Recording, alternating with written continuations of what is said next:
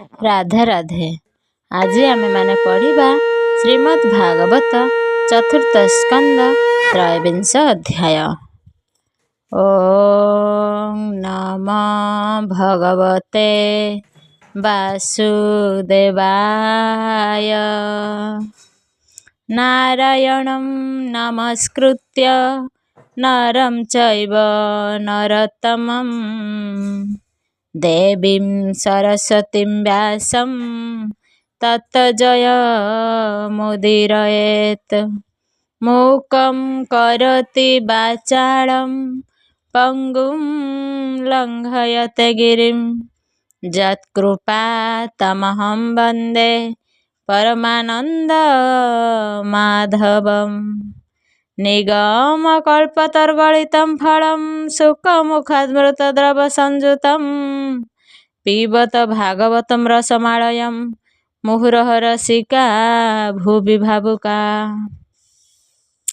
त्रयोविंश अध्याय। विदुर उवाच।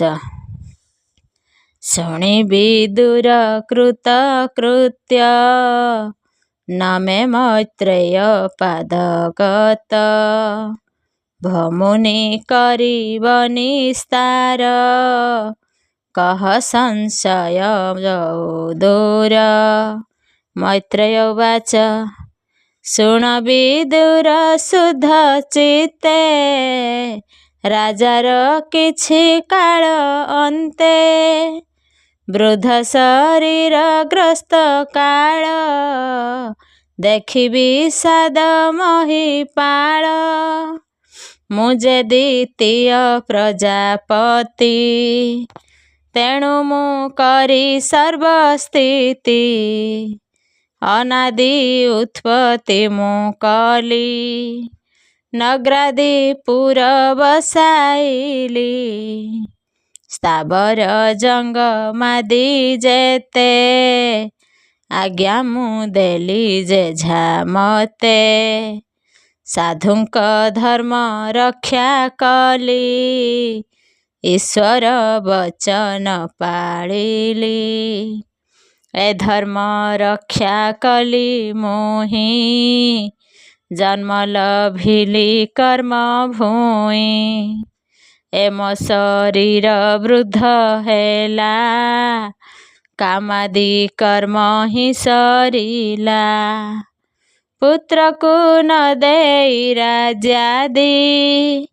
नृप चिन्ह दंड छत्रादि दुहिता प्रतुल्य धरणी पुत्र निवेशी नृपमणि पृथिवी पिता त्याग भरे शोके रहिला पुत्र ठारे सकल समर्पी कुमरे गमन करे मन घरे संगते घेनी अर्ची नारी रोदंती प्रजा नग्रपुरी स्वइच्छा मने दुखाश्रमे तप आराधि जोग क्रमे कठोर उग्र तपेराय जैसने पूर्व राज्य जय जेबान प्रस्तर विधान नियम कले से राजन फलादि शाक कंद मूल भोजन कले महिपाल एमंते केते कालांतरे ताहाते जिले नृपवरे निराश दल भोग करी तृष्टे आनंदे प्राण धरी ताहा भक्षिण किछि दिन तपसाधिले तो समन से पत्रासन तेजिराय जल आहारे सुखमय एमंते केते कालांतरे से जल तेजी नृपवरे ନିରାଶ ତପସ୍ୟା କଠୋର, କେବଳ ପବନ ଆହାର। ପୁଣି ନିଦାଘ କାଳେ ନୃପ, ତପସ୍ୟା କଲେ ପଞ୍ଚାତପ। ସକଳ ଦିଗେ ଅଗ୍ନି ଜାଳି, ମଧ୍ୟେ ବସିଲେ ନିର୍ବିକଳି। ସୂର୍ଯ୍ୟମଣ୍ଡଳେ ଦୃଷ୍ଟି କରି, ପରମ ବ୍ରହ୍ମ ଧ୍ୟାନ କରି। କୃଷ୍ଣ ଚରଣ ପଦ୍ମର ସେ, କଠୋର ତପ ବହୁ କ୍ଲେଶେ। ବରଷା କାଳେ ମହୀପତି, ଦୁଃସହ ଜଳଧାରେ ଚିନ୍ତି। ଶିଶିର କାଳେ ତପସ୍ୟାରେ, ବୁଡ଼ିଆ କଣ୍ଠ ଶୀତ ନୀରେ। ଶୟନେ ଭୂମି ଶଯ୍ୟା କରି, ଏ ଘୋର ତପସ୍ୟା ଆଚରି। କୃଷ୍ଣ ଚରଣେ ସେବିବାରେ, ତପ କରନ୍ତି ବନ ଘୋରେ। ଲୋକ ଶିକ୍ଷାର୍ଥେ ତପ କଲେ, ବିଷୟ କର୍ମ ବିନାଶିଲେ। ନିରତେ ପ୍ରାଣାୟାମ କରି, ଇନ୍ଦ୍ରିୟ ବିଷୟ ସଂହରି। ସେ କିଛି ବାସନାଦିମାନ, ଛାଡ଼ିଲା ଅଶେଷ ବନ୍ଧନ। ନିଶ୍ଚଳ ଚିତ୍ତେ ନୃପବର, ଯୋଗ ସାଧନେ ନିଷ୍ଠାପର। ଯେ ଦୀକ୍ଷା ବ୍ରହ୍ମାଙ୍କ କୁମର, କହି ଯେ ଥିଲେ ଯୋଗେଶ୍ୱର।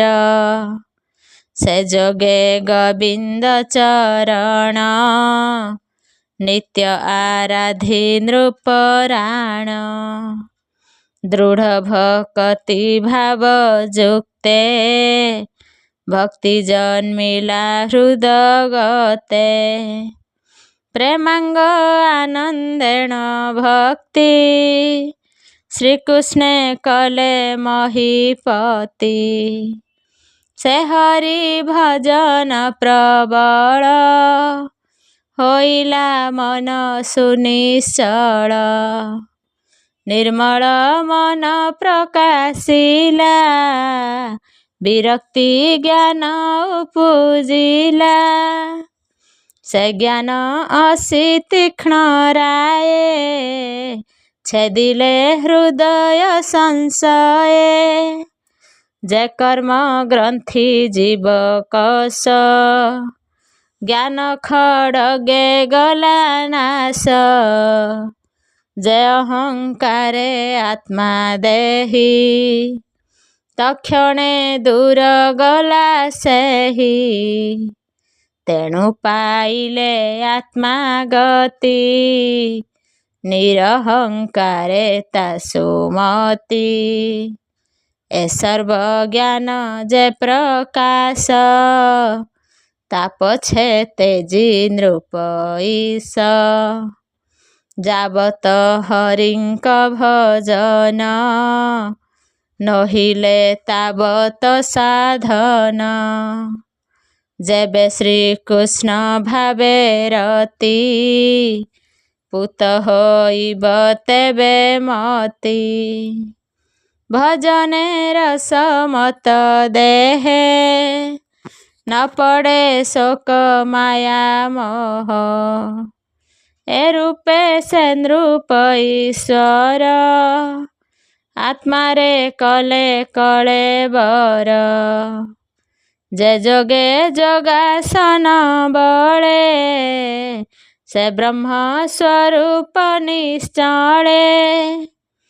କାଳେ ଛାଡ଼ିଲେ କଳେବର, ଏ ଅନୁକ୍ରମେ ହବି ଦୂର। ବସିଣ ଆସନ ସଧୀରେ, ସମୀର ସମ କଳେବରେ।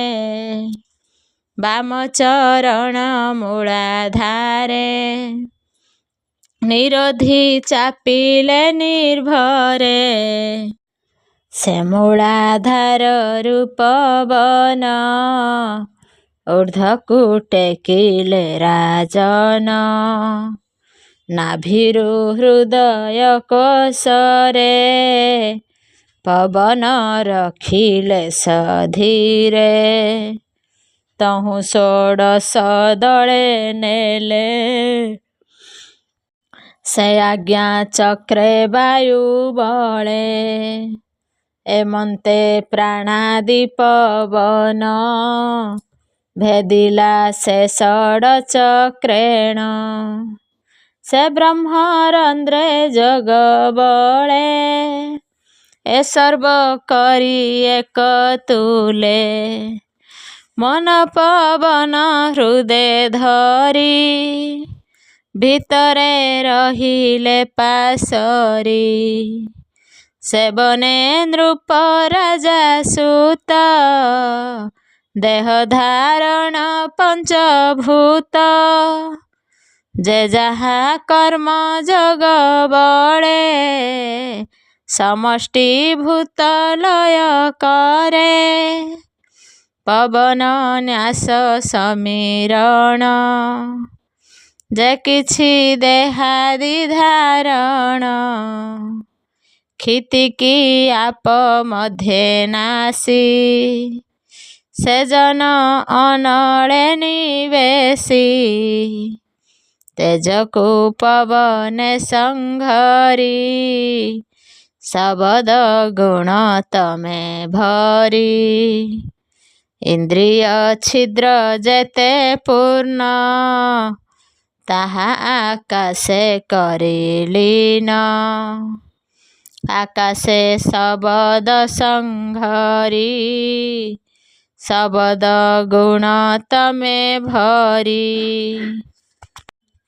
ଏ ଯେ ତାମସ ଅହଙ୍କାର କାର୍ଯ୍ୟ ଯେ ମହାଭୂତ ତାର ଏମନ୍ତ ଲଏ ଭୂତ ରୂପ ଶୁଣିବି ଦୂରତା ସ୍ୱରୂପ ପୃଥିବୀ ଲଏ ଗନ୍ଧ କରି ଆପକୁ ରସ ମଧ୍ୟେ ଭରି ତେଜକୁ ରୂପ ମଧ୍ୟେ ଥୋଇ ପବନ ସ୍ପରଶେ ଲଗାଇ ଶବଦ ଆକାଶେ ସଂଘରି ଏ ସର୍ବତମ ଗୁଣେ ଭରି ଯେ ତମ ସାତ୍ତ୍ୱିକ ରାଜସ ଏକତେ କଲେ ବିଶ୍ୱବଶ ଇନ୍ଦ୍ରି ସହିତେ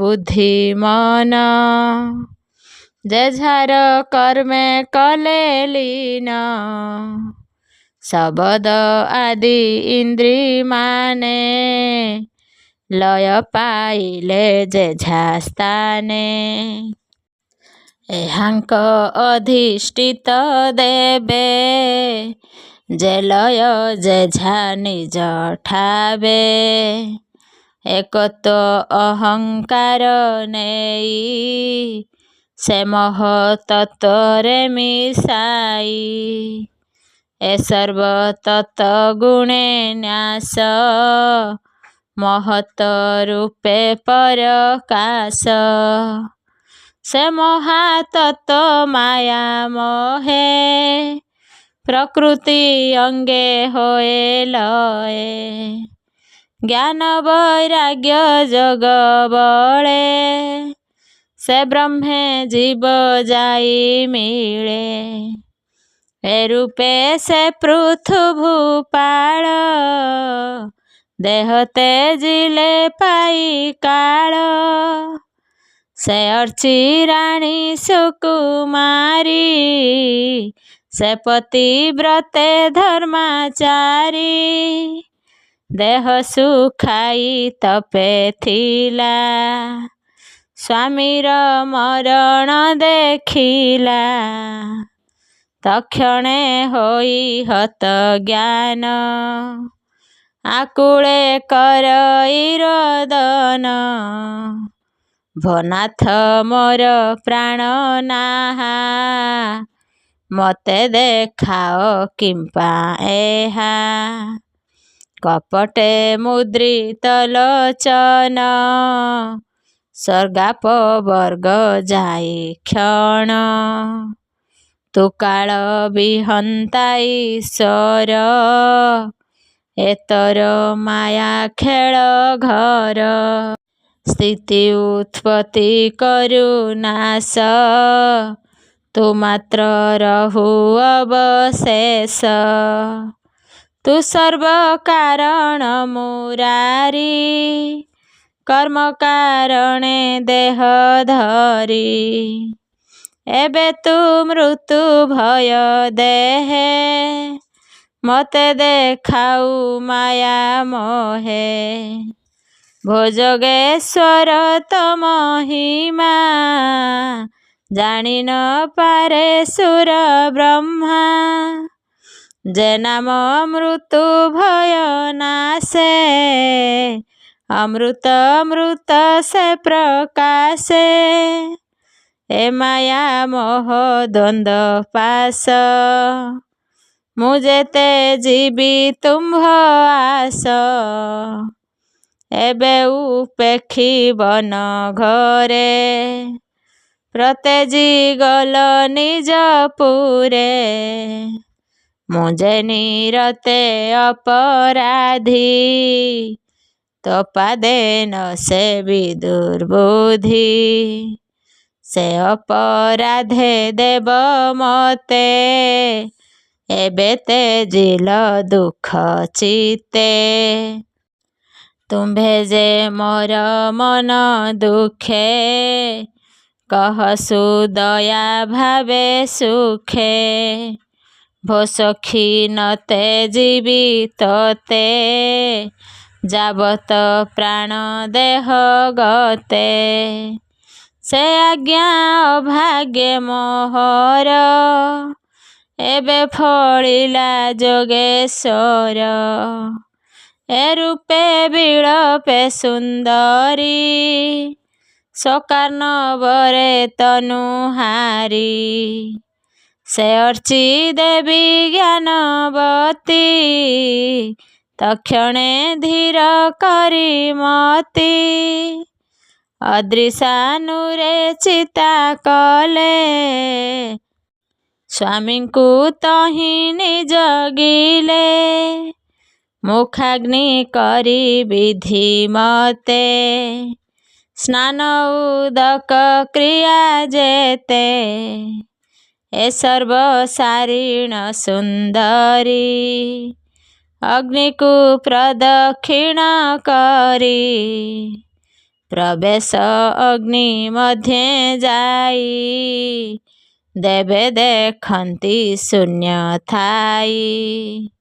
ସିଦ୍ଧ ଚାରଣ ବିଦ୍ୟାଧର, ଇନ୍ଦ୍ରାଦି ଯେତେ ଅନୁଚର। ଯେ ଯାହା ମତେ କରି ସ୍ତୁତି, ଆନନ୍ଦେ ପୁଷ୍ପ ବରଷନ୍ତି। ଦୁନ୍ଦୁଭି ବାଦ୍ୟ ନାଦ କରି, ରଙ୍ଗେ ନାଚନ୍ତି ଅପସରି। ସେ ପତି ପତ୍ନୀ ବେନି ଜନେ, ଆକାଶେ ଯାନ୍ତି ଦେବଯାନେ। ଦେବେ ଆନନ୍ଦେ ସ୍ତୁତି ଭଣି, ଶିରେ ନିବେଶିବେନି ପାଣି। ପ୍ରଶଂସି ଦେବେ ଅନୁକ୍ଷଣେ, ଆନନ୍ଦେ ଅଶ୍ରୁଳ ଲୋଚନେ। ଧନ୍ୟ ସାଧବୀ ପତିବ୍ରତା, ସ୍ୱାମୀ ସେବାରେ ଅନୁରତା। ତେଜିଣ ଅଚଳ ବିଭୂତି, ସ୍ୱାମୀଙ୍କ ସଙ୍ଗରେ ଚଳନ୍ତି। ଯେଣୁ ଏ ପୂର୍ବେ ତପ କଲେ, ତେଣୁ ଦେବଙ୍କ ଊର୍ଦ୍ଧ୍ୱେ ଗଲେ। ଯେସନେ ଲକ୍ଷ୍ମୀ ନାରାୟଣ, ଏବେନି ଦିଶନ୍ତି ତେ ମନ। ଏ ଅନୁସାରେ ଯେ ବିଭୂତି ତେଣୁ ଲଭିଲେ ନିଜପତି। ଧନ୍ୟ ସେ ମର୍ତ୍ତ୍ୟ କର୍ମ ଭୂମି ଅଳ୍ପ ଆୟୁଷେ ଯହିଁ ଭ୍ରମି। ସ୍ୱନିତ୍ୟ କର୍ମ ଆଚରନ୍ତି ସକଳ ଦୁଃଖରୁ ତରନ୍ତି। ନିଷ୍ପାପ ଅଟେ ଯେଉଁ ନର ସ୍ୱର୍ଗାପବର୍ଗ ନୁହେଁ ଦୂର। ଏଣୁ ନିଷ୍କାମ ଯାର ମତି ସେ ଲୋଭେ ଏକାନ୍ତ ଭକତି। ସ୍ୱର୍ଗାଦି ଭୋଗ କିବା ତାର ଯହିଁ ଲଭନ୍ତି ଭକ୍ତି ନର। ବିଷ୍ଣୁ ଚରିତ ନିତ୍ୟ ଭାବି ଲୋମ ପୁଲକ ମହି ବୁଦ୍ଧିମତି। ନିର୍ମଳ ହୁଏ ଅଛିଦ୍ରବି ଅଜ୍ଞାନେ ମୋହ ବିନାଶନ୍ତି। ଏ ଭାବ ନଘେ ନିଜା ଚିତ୍ତ ସେ ଦୁଃଖ ସାଗରେ ପୀଡ଼ିତ। ଯେ ଆତ୍ମା ବୋଧେ ଭାଗୀ ହୋଇ ସେ ନିତ୍ୟ ବିଷୟେ ବର୍ତ୍ତଇ। ଏମନ୍ତେ ଶୁଣ ହେ ବିଦୁର ସେ ଦେବ କାମିନୀ ବିଚାର। ଯେ ପଥ ଲଭନ୍ତି ଉତ୍ତମ ଯାହାର ଚିତ୍ତର ଉଦାମ। ବନିଲୁ ତାହାଙ୍କ ଚରିତ ଶ୍ରବଣେ ହୁଅ ଶୁଦ୍ଧ ଚିତ୍ତ। ଶ୍ରଦ୍ଧାରେ ପଢ଼ନ୍ତି ଯେ ଜନ ଏ ପୃଥୁ ପୁଣ୍ୟ ଉପାଖ୍ୟାନ। ସେ ପୃଥୁ ପଦ ହି ଲଭନ୍ତି ଅଥବା ଶ୍ରବଣେ ଶୁଣନ୍ତି। ଏ ଚାରି ବର୍ଣ୍ଣ ମଧ୍ୟେ ଗତେ ଶୁଣନ୍ତି ପଢ଼ନ୍ତି ଯେ ନିତ୍ୟେ। ତା ସର୍ବ କାମ ହୁଏ ସିଦ୍ଧ ସମସ୍ତ ବର୍ଣ୍ଣେ ସେ ପ୍ରସିଦ୍ଧ। କହଇ ଜଗନ୍ନାଥ ଦାସ ଶୁଣ ସୁଜନେ ହରି ରସ। ଇତି ଶ୍ରୀମଦ୍ଭାଗବତ ମହାପୁରାଣେ ପାରମହଂସ୍ୟାଂ ସଂହିତାୟାଂ 82 ଚତୁର୍ଥ ସ୍କନ୍ଧେ ପୃଥୁରାଜ ବୈକୁଣ୍ଠ ଗମନେ ନାମ ତ୍ରୟୋବିଂଶ ଅଧ୍ୟାୟ। ଚତୁର୍ବିଂଶ ଅଧ୍ୟାୟ। ମୈତ୍ରେୟ ଉବାଚ। ମୈତ୍ରେୟ କହନ୍ତି ବିଦୁରେ ସେ ପଞ୍ଚ ପୃଥୁଙ୍କ କୁମରେ। ବିଜିତ ଅଶ୍ୱ ନାମ ଯାର ବସିଲା ନୃପାସନେ ବୀର। ତାର ଅନୁଜ ଚାରି ଭ୍ରାତ ରାଜ୍ୟେ ବିଭାଗେ ଯଥଚିତ। ଉତ୍ତର ଦକ୍ଷିଣ ପଶ୍ଚିମେ ଏ ଚାରି ପୂର୍ବ ଅନୁକ୍ରମେ। ହର୍ଯକ୍ଷ ନାମେ ଯେ କୁମର ତାହାର ପୂର୍ବେ ଅଧିକାର। ଧୂମ୍ରକେଶକୁ ଦେଲେ ଭୂପ ଦକ୍ଷିଣ ଦିଗେ ସେ ଅଧିପ। ପଶ୍ଚିମେ ବୃକ ନୃପରାଣ ଉତ୍ତର ଦିଗରେ ଦ୍ରବିଣ। ବିଜିତ ଅଶ୍ୱ ନାମ ଯାର ସେହି ସେ ପୃଥୁଙ୍କ କୁମର। ଦ୍ୱିତୀୟ ଅନ୍ତର୍ଧାନ ନାମ ତାହାଙ୍କୁ କଲେ କସଜନ। ଶୁଣି ବିଦୁର ହରଷିତ ନମେ ମୈତ୍ରେୟ ପାଦଗତ। କିମର୍ଥେ ଅନ୍ତର୍ଧାନ ନାମ ତାହାକୁ ଦେଲେ ନରୋତ୍ତମ। ଏ ବଡ଼ ସଂଶୟ ମୋ ଚିତ୍ତେ ଭୋ ମୁନି କହିବା ତଦନ୍ତେ। ଏମନ୍ତେ ତାର ବାକ୍ୟ ଶୁଣି କହେ ମୈତ୍ରେୟ ମହାମୁନି। ହେ କୁରୁ ଶ୍ରେଷ୍ଠ ଭାଗ୍ୟବନ୍ତ ଅମୃତ ପୃଥୁର ଚରିତ। ଶ୍ରବଣେ ଯେବେ ଇଚ୍ଛା ତୋର କହିବା ଯେ ପୂର୍ବ ବିଚାର। ପୃଥୁ ଯେ ଅଶ୍ୱମେଧ କଲେ ସକଳ ଦେବଙ୍କୁ ବରିଲେ। ଯଜ୍ଞେ ପୂଜିଲେ ଭଗବାନ ବେଦୋକ୍ତ କର୍ମେ ଧରି ମନ। ଯଜ୍ଞେ ସୁବୁଦ୍ଧି ଭାବ ଯେତେ ସମ୍ଭାର କରି ନାନା ମତେ। ଏମନ୍ତ ଯଜ୍ଞାରମ୍ଭ କାଳେ ଅଶ୍ୱ ହରିଲେ ଇନ୍ଦ୍ର ବଳେ। ବିଜିତ ଅଶ୍ୱ ତାହା ଜାଣି ଇନ୍ଦ୍ର ନ ମାରି ଅଶ୍ୱ ଆଣି। ତା ଦେଖି କହେ ପୁରନ୍ଦର ଭୋବୀର ବେଗେ ମାଗ ବର। ତା ଶୁଣି ସେ ପୃଥୁ ନନ୍ଦନ ଅତି ଆନନ୍ଦେ ତୋଷ ମନ। ମୋହର ବରେ ଇଚ୍ଛା ନାହିଁ ଯେବେ ଯାଚିଲୁ ସୁର ସାଇଁ। ଏତର ଅନ୍ତର୍ଧ୍ୟାନ ଗତି ପ୍ରସନ୍ନେ ଦିଅ ସଚିପତି। ଶୁଣି ସନ୍ତୋଷ ମଘବାନ ତାହାକୁ ଦେଲେ ଅନ୍ତର୍ଧ୍ୟାନ। ସେ ଘେନି ଅନ୍ତର୍ଧ୍ୟାନ ନାମ ଶୁଣ ବିଦୁର ପୁଣ୍ୟାତମ। ସେ ପୁଣି ନିଜ ରାଜ୍ୟେ ରାଜା ଧର୍ମେ ପାଳଇ ଜନ ପ୍ରଜା।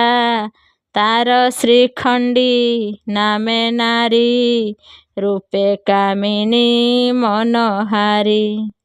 ତାହାର ଗର୍ଭେ ନୃପ ବୀର୍ଯ୍ୟେ ପୁତ୍ରେ ଜନ୍ମିଲେ ମହାତେଜେ।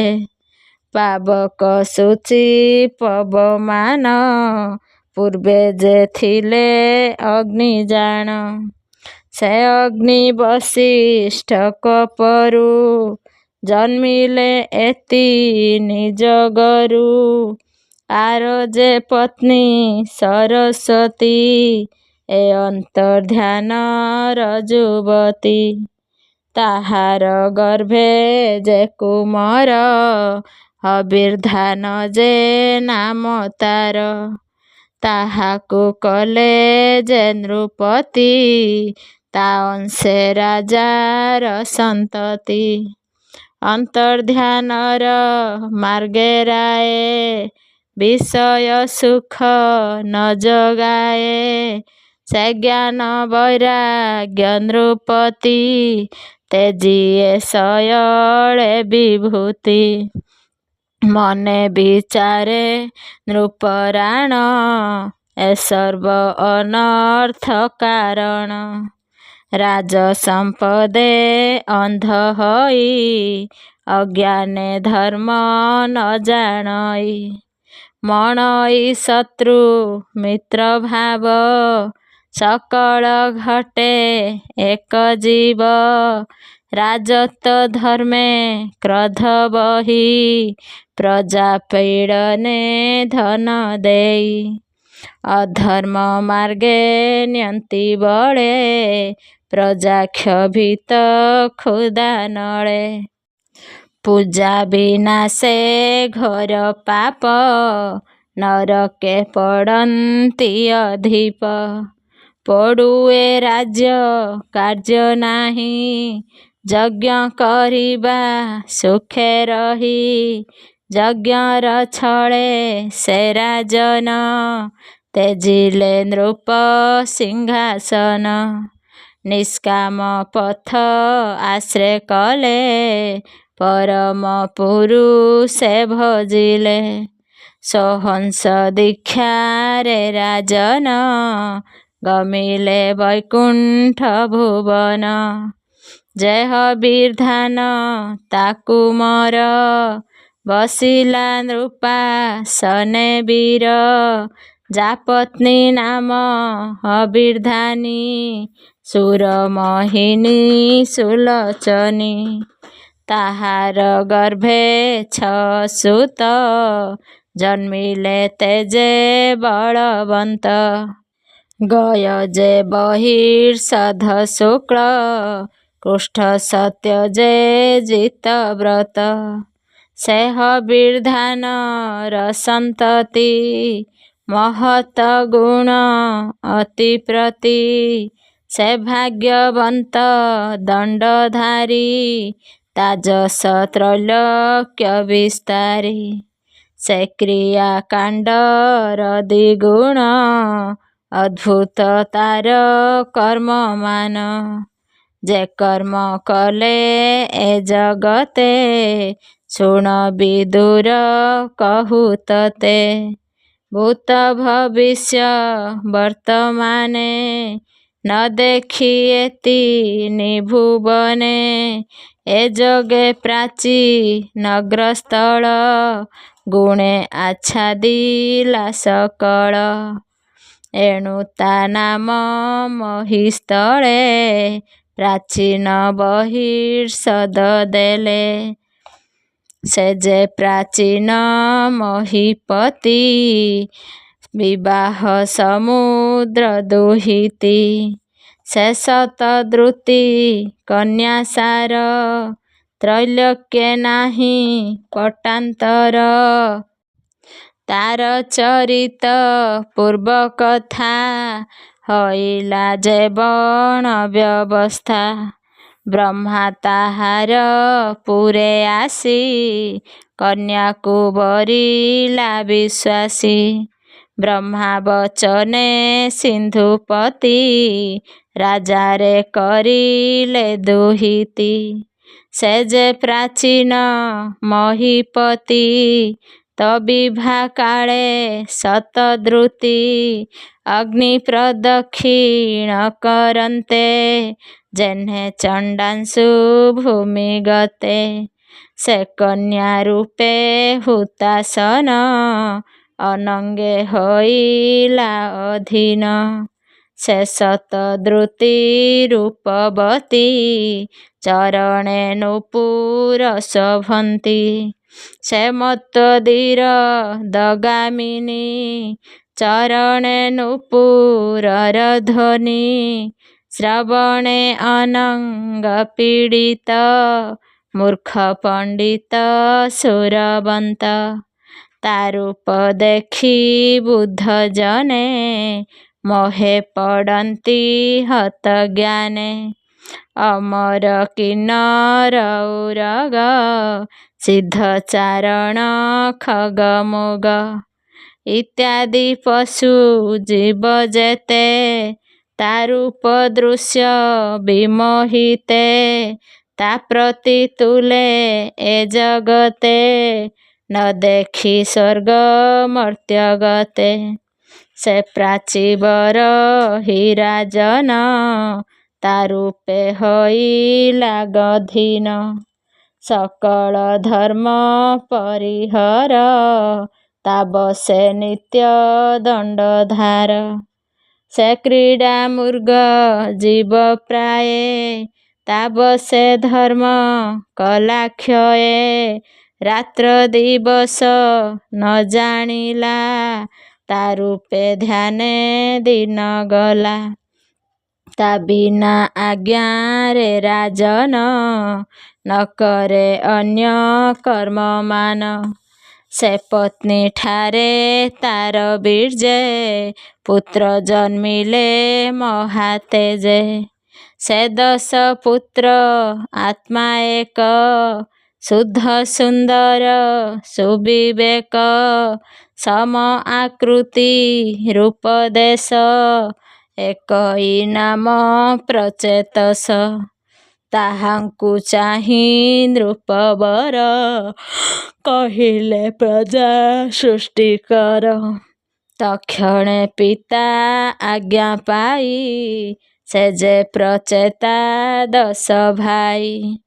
ତପ ସାଧନେ ଆଗମନ ପଥରେ ଭେଟିଲେ ଈଶାନ ବୃଷଭ ବାହନେ ମହେଶ ଡମ୍ବରୁ ବାଦ୍ୟ ନାଦ ଘୋଷ ଦୀର୍ଘେ ଉଚ୍ଚାରି ମୁଖେ ନାମ ରାମ ଗୋବିନ୍ଦ କୃଷ୍ଣ ଶ୍ୟାମ ଗୋବିନ୍ଦ ଗୋପାଳ ଶ୍ରୀହରି ହେ ହୃଷିକେଶ ହେ ଦୈତାରି ଆନନ୍ଦେ ଲୋମ ପୁଲକିତ ପ୍ରେମାଙ୍ଗ କଣ୍ଠ ଅଶ୍ରୁଜାତ ଏମନ୍ତ ସମୟେ କୁମର ଦର୍ଶନ କଲେ ଦେହବର ଭେଟିଲେ ପୂର୍ବ ପୁଣ୍ୟ ଫଳେ ଜାନାମ ଧରି ଅନ୍ତକାଳେ ପ୍ରାଣୀ ତରନ୍ତି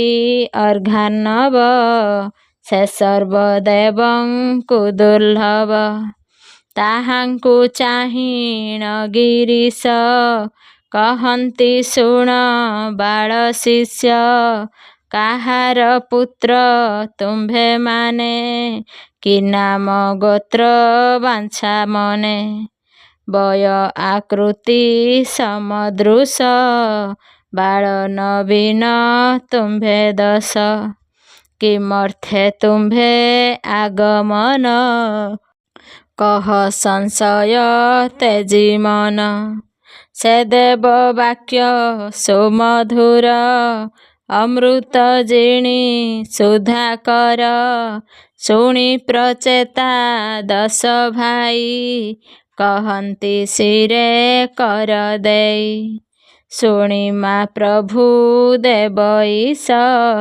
ପ୍ରଚେତା ନାମ ଆମ୍ଭେ ଦଶ ପ୍ରାଚୀନଗର ଅଧିପତି ତା ବୀର୍ଯ୍ୟ ଆମ୍ଭ ଉତ୍ତପତି ପିତା ବଚନେ ତପ ଅର୍ଥେ ଅଇଲୁ ପ୍ରାଚୀ ଦିଗ ପଥେ କଠୋର ତପ ସାଧ୍ୟ କରି ଭାବେ ସେ ବିଭୁ ନରହରି ତୁମ୍ଭ ଦର୍ଶନେ ଯୋଗେଶ୍ୱର ଆମ୍ଭ ସଂଶୟ ହେଲା ଦୂର ତା ଶୁଣି ଦେବ ଉମା ସାଇ ସନ୍ତୋଷେ ତାଙ୍କୁ ଶିକ୍ଷା ଦେଇ ସେ ତପେ ତୋଷି ତାଙ୍କ ମନ ଆନନ୍ଦେ ଗଲେ ନିଜ ସ୍ଥାନ ଶୁଣି ବିଦୁର ବିପରୀତ ସଂଶୟ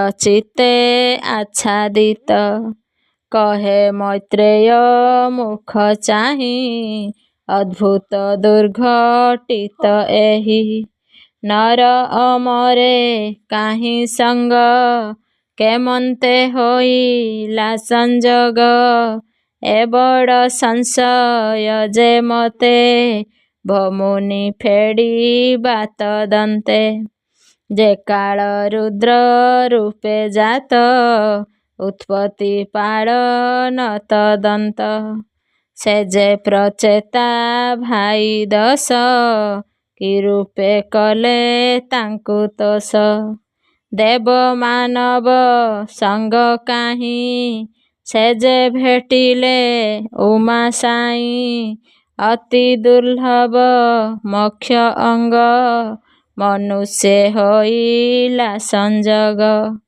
ଯେ ମୁକ୍ତ ଅଙ୍ଗ ଯୋଗୀ ଜନେ ତାଙ୍କୁ ଭାବନ୍ତି ତତ୍ତ୍ୱଜ୍ଞାନେ ଧ୍ୟାନ ଧାରଣେ ନ ଦେଖନ୍ତି ସେ ଯେ ତୋଷିଲେ ନୀଳ କାଳ ମୂର୍ତ୍ତି ସେ ଆତ୍ମା ବିହନ୍ତା ପୁରୁଷ ଘୋର ଶକ୍ତିଏ ଯାର ପାଶ ଯେ ଶିବ ମୃତ୍ୟୁ ଦଣ୍ଡଧର ଏ ଚରାଚର ପ୍ରାଣହର ଏଣୁ ସଂଶୟ ମୋର ଚିତ୍ତେ ଭମୁନି କହିବା ତଦନ୍ତେ ମୈତ୍ରେୟ ଉବାଚ ଶୁଣ ବିଦୁର ତୋଷ ମନେ ଯେ ପୂର୍ବେ ଆଦିତ୍ୟ ବିଧାନେ ଯେ ଶିବ ଶରୀର ଶେଷ ସ୍ଥିତି ପାଳନ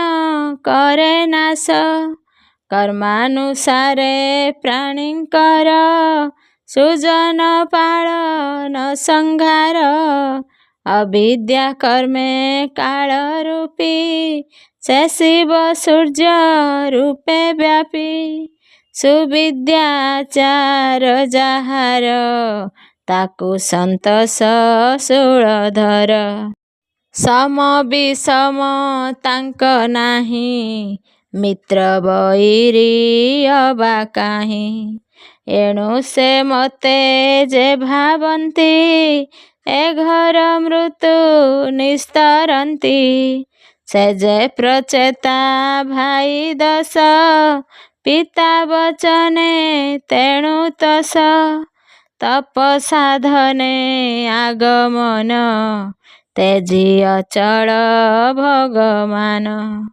समुद्र निकटे मिलिले दिव्य सरोवरे देखिले से जल अत्यंत निर्मल दर्शने हरे तृषाकुल सुख आनंद स्थिति कर अमृत तुल्य सुमधुर पुष्प समूहे विराजन्ति जेन्हे आकाशे ग्रहपंती प्रसून छले सुनिर्मल नानादि वर्णे जाति कुल नील उत्पल आदि करी पुष्प समूहे छन्ति पुरी पंकजारुण सुप्रकाशे शोभन्ति इंदिवर पुष्पे से जले नाना पक्षी कूल क्रीडन्ति कामे मति भोल हंस सारस चक्रवाक कारंड कुलकट डाहुक मते भ्रमर सन दियन्ति आनंदे मधु पाने माती तीरे शोभन्ति तरुलता विविध लता आच्छादिता शुक कोकिल पक्षी गणे सुस्वर नाद अनुक्षणे पद्म केसर रजनेई आनंदे पवन बहई पुष्प सुगंध सुमधुरे जे दिग विदिग प्रसरे वृषरे आरोही महेश सेवने होइले प्रवेश देखी प्रचेता दश भाई उभा जे सिरे कर देई दग्ध हाटक दिशे कांति रत्न समूहे विराजन्ति सुग्रीव कंठे शोभावन सुनील प्रभा सुलक्षण एमंत समय कुमार देखि सानंद सुख भरे सत्वरे दंडवत कले प्रसन्न रक्षण बइले भधर्म रक्षण ईशान तपादेन सेविय ज्ञान प्राणी वृजिन दुःखानळे दग्ध संताप महाकुळे दारातनय स्नेह जड़ी दुख संकटे नित्य पड़ी एघेनी तो पादक मळे ताचित नर हे निश्चळे तू नाथ भक्तंक सदर अधम जन पापहर तो नाम भावन्ति जे नित्य से तरी तारन्ति जगते एमंते प्रचेत सभणी शुणी संतोष शूल पाणी प्रसन्न चित्ते शूल हस्त ଦେଖି ତାହାଙ୍କୁ ଶୀଳବନ୍ତ କହନ୍ତି ପ୍ରଚେତ ସମାନ। ଜାଣିଲୁ ତୁମ୍ଭ ମନ ଜ୍ଞାନ ତେଣୁ ଦର୍ଶନ ଦେଲୁ ଆଗେ। ଭପୁତ୍ର ବର ମାଗ ବେଗେ ଶୁଣି ସନ୍ତୋଷ ପ୍ରଚେରସ। ଯେହ୍ନେ ଆପାତେ ସୁଧାରସ ସତରେ ଦଣ୍ଡବତେ ପଡ଼ି କହନ୍ତି ଶିରେ କର ଯୋଡ଼ି। ପ୍ରଭୁ ତୋ ପାଦ କମଳେ ନ ଭଜି ମଜିଲୁ ଶୟଳେ। ବିଫଳେ ଗଲା ଆମ୍ଭ ଦିନ ତୋ କୃପା ବିନେ ହୋଇ ସାନ। ଏବେ ଜାଣିଲୁ ଶୁଭ ଚିତ୍ତେ ତୋର ଦର୍ଶନ ଆମ୍ଭ ହିତେ। ଅଶେଷ କର୍ମ ଗଲା ନାଶ ତୋର ପ୍ରସନ୍ନେ ଦେବ ଈଶ। ଭୋ ଦେବ କରୁଣା ସାଗର ପ୍ରସନ୍ନେ ଦୀନ ପାପହର। ତୁମ୍ଭ ପ୍ରସନ୍ନେ ପ୍ରାଣୀଙ୍କର ସ୍ୱର୍ଗାପବର୍ଗ ନୁହେଁ ଦୂର।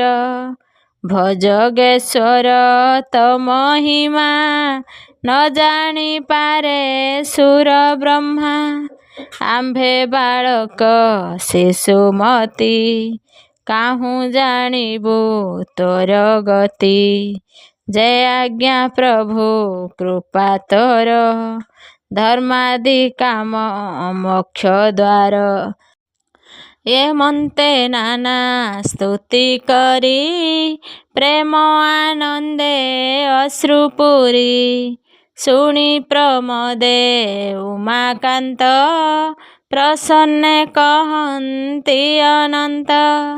ହେ ପୁତ୍ର ଶୁଣ ମୋ ଉତ୍ତର ହରିଙ୍କ ଭକ୍ତ ପ୍ରିୟ ମୋର। ଭକ୍ତ ଜନ ଯେ ମୋ ହୃଦୟ ଏଣୁ ଭକ୍ତଙ୍କ ଠାରେ ଲୟ। ଯେ ଯଜ୍ଞେଶ୍ୱର ବାସୁଦେବ ଯାହାର ନାମ ଦୟାର୍ଣ୍ଣବ। ତ୍ରିଗୁଣ ପାରେ ଯାବେ ଭାର ପ୍ରଧାନ ପୁରୁଷ ଈଶ୍ୱର।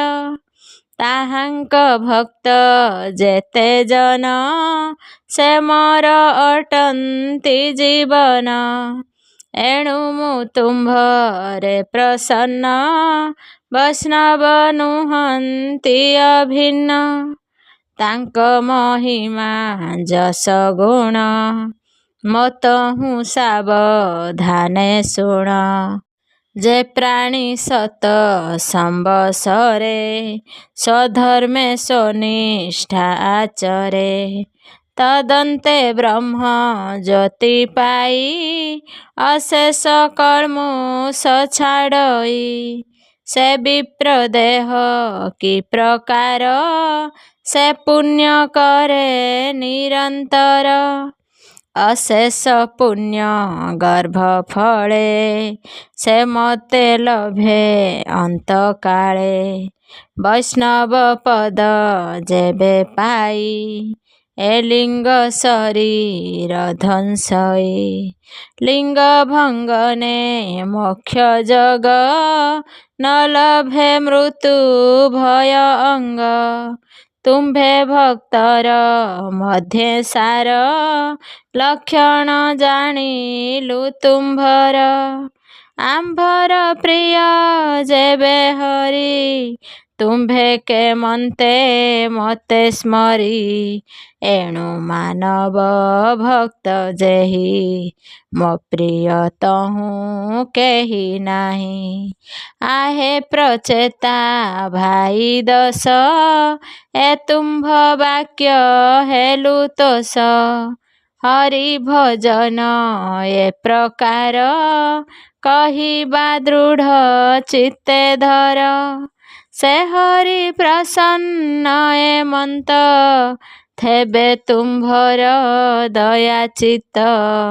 ଏ ସର୍ବ ସ୍ତୋତ୍ର ମଧ୍ୟେ ସାର ତୁମ୍ଭେ ସକଳ ଚିତ୍ତେ ଧର। ଏ ମନ୍ତ କହିଣ ସନ୍ଦେଶ, ଶୁଣି ବିଦୁର ମନେ ତୋଷ। ନୃପକୁମରେ ଦୟା ବହି, ପ୍ରସନ୍ନେ କହନ୍ତି ଗୋସାଇଁ। ସେ ସର୍ବେ ଯୋଡ଼ିବେ ନିକର, ଶ୍ରବଣେ ଡେର କାନ ଦ୍ୱାର। ରୁଦ୍ର ଉବାଚ ନିରତେ ସ୍ୱୟଂ ଯେ ପରମ, ଆନନ୍ଦ ସୂକ୍ଷ୍ମ ନିରୁପମ। ସେ ରୂପେ ସିଦ୍ଧ ହୁଅ ତୁମ୍ଭେ, ଯେଣୁ ଗୋବିନ୍ଦ ନାମ ଭାବେ। ତୁମ୍ଭର ସେବା ବଡ଼ପଣ, ଜ୍ଞାନୀଙ୍କ ଆନନ୍ଦ କାରଣ। ଏଣୁ ଆନନ୍ଦ ଲଭ ମୋର, କରୁଣା କର ଚକ୍ରଧର। ସକଳ ଆତ୍ମେ ନମସ୍କାର, ନିରତେ ହୋଇବ ମୋହର। ତୋ ନାଭି ପଦ୍ମ ବ୍ରହ୍ମା ଜାଣ, ସେ ବିଶ୍ୱ ଉତ୍ପତ୍ତି କାରଣ। ଏଣୁ ତୋ ନାମ ପଦ୍ମନାଭ, କହନ୍ତି ସଂସାରେ ଦୁର୍ଲଭ। ସେ ନାମେ ପ୍ରଣିପତ୍ୟ ମୋର, ଏ ବିନୁ ବାଞ୍ଛା ନାହିଁ ଆନ। ଏ ପୃଥ୍ୱୀ ଆପ ତେଜ ବାୟୁ, ଆକାଶ ପଞ୍ଚଭୂତ ଯେହୁ। ଶବଦ ସ୍ପର୍ଶ ରୂପ ରସ, ଅପରେ ଗନ୍ଧ ମାତ୍ର ଶେଷ। ଏହାଙ୍କ ଅନ୍ତରାତ୍ମା ଏହି, ଯେ ବିଶ୍ୱ ସଂସାର ସର୍ଜଇ। ତାହାଙ୍କୁ ପ୍ରଣିପାତ ମୋର, ଏ ଭବୁ କରିବେ ନିସ୍ତାର। ଯେ ଅନ୍ତଃକରଣ ତତ୍ତ୍ୱର, ଏ ମନ ବୁଦ୍ଧି ଅହଙ୍କାର। ତାହାଙ୍କ ଅନ୍ତରାତ୍ମା ହୋଇ, ପ୍ରକାଶ କର ତୁ ଗୋସାଇଁ। ଯେ ପ୍ରଭୁ ବୁଦ୍ଧି ଇଷ୍ଟ ଦାତା, ଶ୍ରୀ ବାସୁଦେବ ଶୁଦ୍ଧ ଚେତା। ସେ ଅତି ଶାନ୍ତ ନିର୍ବିକାର, ନମଇ ଭକ୍ତି ମତେ ତାର। ଅଧିଷ୍ଠାତାଧିକାରୀ ଯେହୁ, ଶ୍ରୀ ସଂକର୍ଷଣ ମହାବାହୁ। ସେ ଯେ ଅନନ୍ତ ସିଦ୍ଧମୟେ, ମୋ ପ୍ରଣିପାତ ତାଙ୍କ ପାଏ। ଯେ ପ୍ରଭୁ ଚିତ୍ର ଅଧିଷ୍ଠାତା, ପ୍ରଦ୍ୟୁମ୍ନ ରୂପେ ବିଚାରନ୍ତା। ସେ ପ୍ରଭୁ ପାଦେ ମୋ ବିନତି, ସେ ବିଶ୍ୱ ପ୍ରବୋଧ କରନ୍ତି। ତାଙ୍କ ପ୍ରସନ୍ନେ ମୋ ଜ୍ଞାନ, ତକ୍ଷଣେ ହେବ ବିନାଶନ। ଇନ୍ଦ୍ରିୟ ଅଧିପ ଯେ ମନ, ତାହାଙ୍କ ଅଧିଷ୍ଠାନ ନାମ। ଯେ ଅନିରୁଦ୍ଧ ଯେ ଈଶ୍ୱର, କରିବେ ସଂସାରୁ ନିସ୍ତାର। ଯେ ସୂର୍ଯ୍ୟ ରୂପେଣ ପ୍ରକାଶ, ପ୍ରତ୍ୟକ୍ଷ ସେ ପରମହଂସ। ସେ ତେଜେ ଜ୍ୟୋତି ରୂପ ଧରି, ଏ ବିଶ୍ୱ ପ୍ରକାଶକୁ କରି। ସ୍ୱର୍ଗାପ ବର୍ଗ ଦ୍ୱାର ବେନି, ଥାଇ ତାହାର ବୁଦ୍ଧି ଘେନି। ପବିତ୍ର ଚିତ୍ତେ ଯାର ସ୍ଥିତି, ସେ ପ୍ରଭୁ ପାଦେ ମୋ ମିନତି। ସେ ନାମେ ପ୍ରଣିପତ୍ୟ ମୋର, ଏ ବିନୁ ନାହିଁ ବାଞ୍ଛା ଆର। ଯେ ଅଗ୍ନି ରୂପେ ଭଗବାନ, ଯଜ୍ଞାଦି ଯାହାର ସାଧନ। ପ୍ରବୃତ୍ତି ନିବୃତ୍ତିରେ କରି, ଯେ ହରି ସଂସାରେ ବିହରି।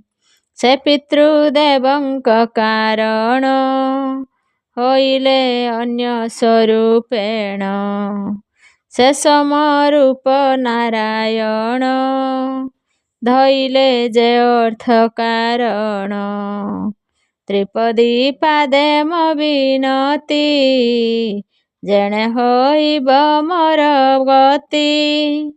ଯେ ଆତ୍ମା ରୂପେ ଭଗବାନ ସେ ସ୍ପର୍ଶ ରୂପେ ଆସ୍ୱାଦନ।